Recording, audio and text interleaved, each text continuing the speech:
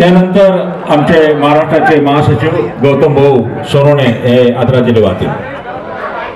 महाकवी भगवान गौतम बुद्ध परमपूज्य डॉक्टर बाबासाहेब आंबेडकर या महामानवाला अभिवादन करून आपल्या सगळ्यांचे लाडके गायक, कवी, गीतकार शाहीर पोखरीकर यांना श्रद्धांजली अर्पण करण्यासाठी आपण जमले आहोत. आठवले साहेबांच्या उपस्थितीमध्ये रिपब्लिकन पक्ष आई शहीद स्मारक हॉल आणि परिवर्तन कला मंचाच्या वतीने आज या ठिकाणी शाहीर पोखरीकरांना आपण शेवटचा निरोप देत आहोत.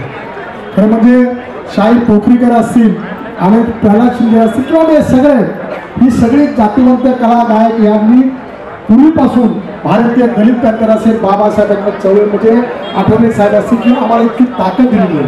भारतीय दलित पॅंथरच्या वाढीमध्ये या सगळ्या शाहिरांनी, कलावंतांनी अत्यंत मोलाचे सहकार्य केलेले आहे.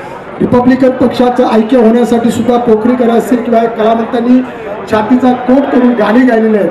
म्हणजे बाबासाहेबांच्या याच आंदोलनामध्ये, क्रांतिकारी आंदोलनामध्ये दलित पॅंथर असेल, भारतीय दलित पॅंथर असेल, नामांतराचा लढा असेल, या सगळ्या लढ्यामध्ये रस्त्यावर उतरून रात्रभर दिवसभर गाणे गाऊन छातीचा कोट करून पार मूळ फाट्यापर्यंत लोकांना जमवण्यासाठी, लोकांमध्ये परिवर्तन करण्यासाठी, लोकांमध्ये आग पेटवण्यासाठी शाहीर पोखरीकर सारख्यांनी अत्यंत मोलाचं कष्ट केले. खरं म्हणजे पोखरीकर हे तर आग पेटवणारे म्हणजे एखाद्या माणसाला जागृत कसं करायचं ते शाहीर पोखरीकर करायचे.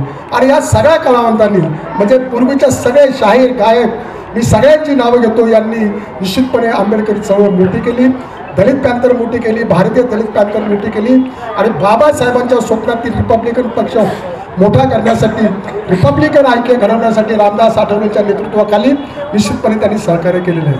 अशा या कलावंतांना मी रिपब्लिकन पक्षाच्या वतीने महाराष्ट्राचा सरचिटणीस या नात्याने श्रद्धांजली अर्पण करत असताना आमचे मित्र संभाजी भगत यांनी जो विषय मांडला, खरं म्हणजे हा विषय गेले महिनाभर अनेक दिवसापासून आपल्या महाराष्ट्रामध्ये, देशामध्ये गाजतोय.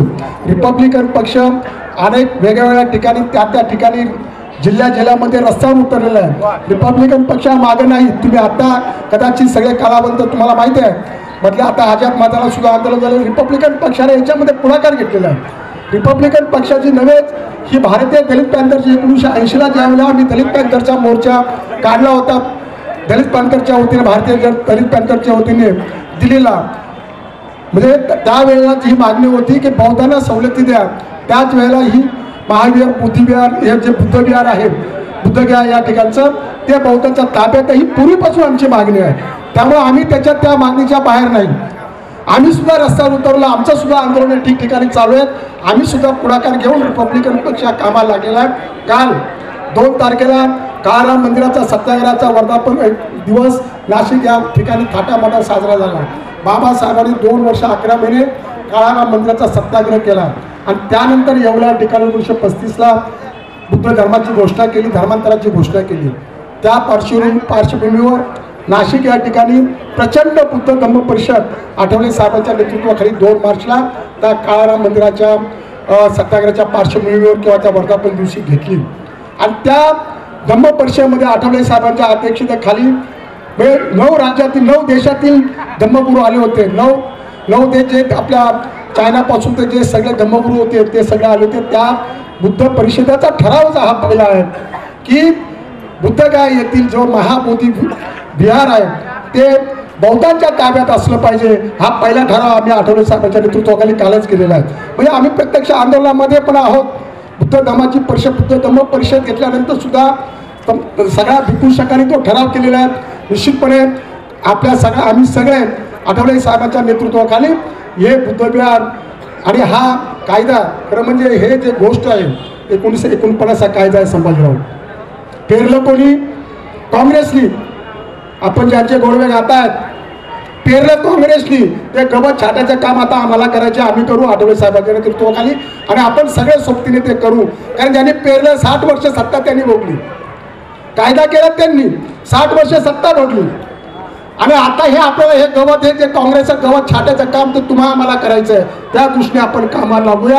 ही पोखरीकरांना आपण श्रद्धांजली अर्पण करून आपण या दृष्टीने कामाला लागूया अशी या ठिकाणी आपण अपेक्षा व्यक्त करतो.